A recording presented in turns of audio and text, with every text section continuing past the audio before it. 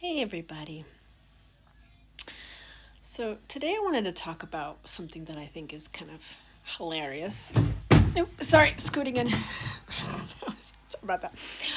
Um, I can't speak for other people who have discovered their neurodiverse and how they feel about looking back at their life. But for me, it's been interesting to see how, for some reason, I have had a complicated relationship with having cars. They've always been a car that had a lot of trouble, needed a lot of help, spending so much money on different things to fix. I mean, I even have a story, my first story. I mean, there were like, let's see. Well, my first vehicle I bought from my first roommate's parents for very cheap. It was a Volvo. Volvo. I'm really bad at enunciation. Anyways, and it was always overheating. I think it was just having major issues with coolant, and there could have been a hole or something. So I remember that always breaking down on me.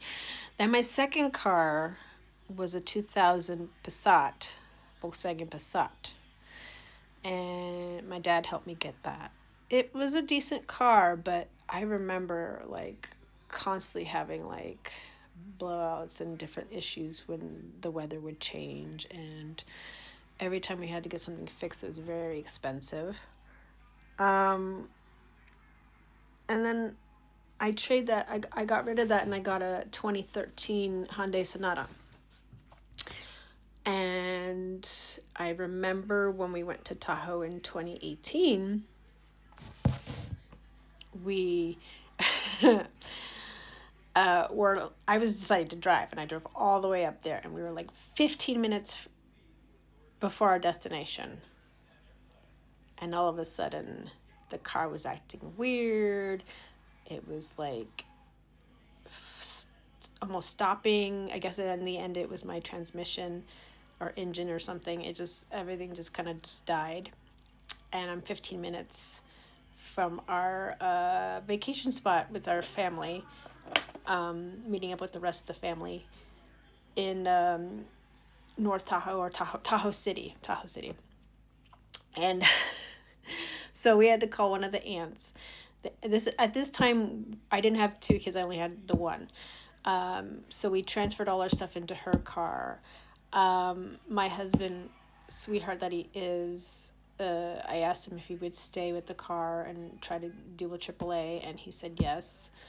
But the problem is, we were like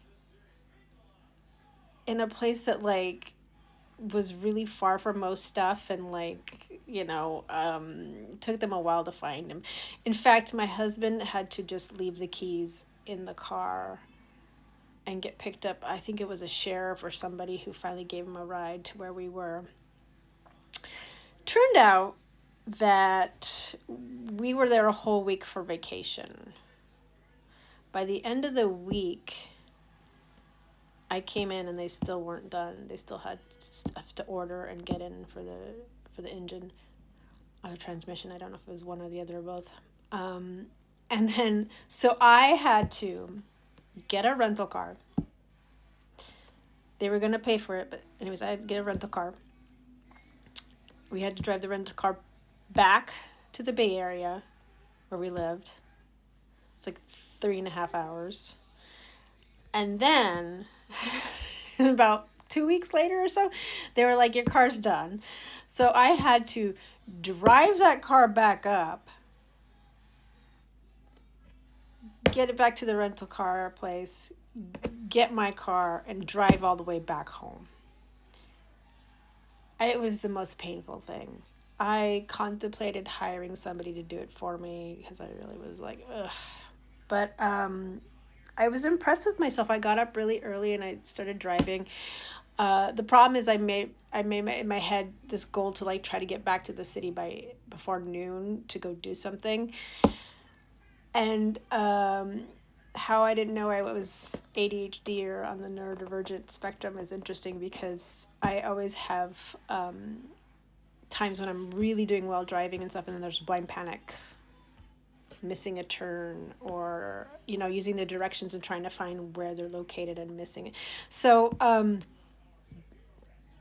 GPS is always funny when, like, you're looking for an enterprise, or like a grocery store or something, and it's in like this big cul-de-sac area, parking lot area, but you don't quite see it, or it doesn't quite direct you correctly. And for me, I had to, I was practically there. I had to get over to the left lane and then turn, but I had a moment where I was like panicking, and I tried to make a turn even though I was one over and there was a car on the left of me. And what happened? I got in an accident with a rental car. Yeah. Yeah. You can talk to my sister. She has a story of me somehow wiping out that her car was parked right behind me, because I was parked in the driveway and she was behind me. And I did tell her to move it, but I don't know if she did. And then later I was panicking and running late, and I was just like backing up, and I was like, forget this. And I hit her, and I'm like,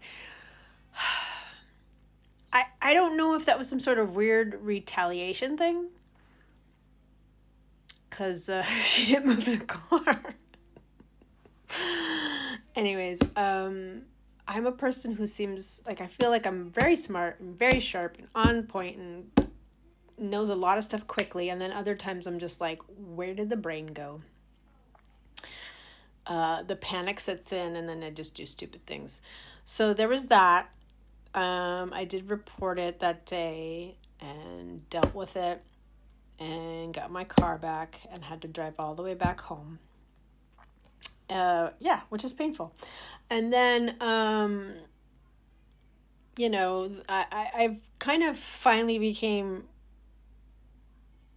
more into like just taking my car to the dealership to do like the mileage stuff and all that stuff, the maintenance. And to this day, I don't know if it's better to just go take it wherever or take it to the dealership. I mean, I'm sure they're charging you more and stuff, whatever. And I used to go to a Hyundai dealership in San Leandro, which is a lot closer to Oakland. But their schedules like always got like totally booked, and you would never have an opening. So I started to go to this one in Concord, which is far, but the vibe is like really relaxed, and it sort of feels like a vacation, getting a little bit away from the city and having a break and all that. But it is work to have to drive there and come back. So every year since that 2018 issue in Tahoe, I would go and get the car looked at June, July before we went on our trip. I didn't do that this last July. I was just tired, and I was like, whatever. I don't know if getting the service done in July would make things better for like the issues that happened, but what happened the other day is my ABS light went out, or ABC. It's like with alignment issues, and my wheel started to get wobbly. I think my rear brake was not great. I have neglected to change the oil.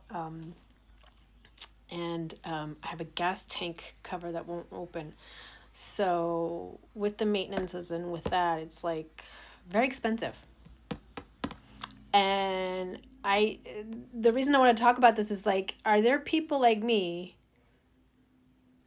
neurodiverse women, who seem to have vehicles similar to themselves, meaning like the car needs a lot of help and maintenance and taking care of just as much as you do with your medical bills. And the next thing you know, your credit card debt is so high because more than half of it is medical stuff and the rest of it is car stuff. And I just think, I'm not laughing and I'm not really saying it in a funny way, but it's hilarious that there's just like this connection between like maybe me needing a lot of help and my car's needing a lot of help. And it's like in my life, I'm always like, why is everything so hard?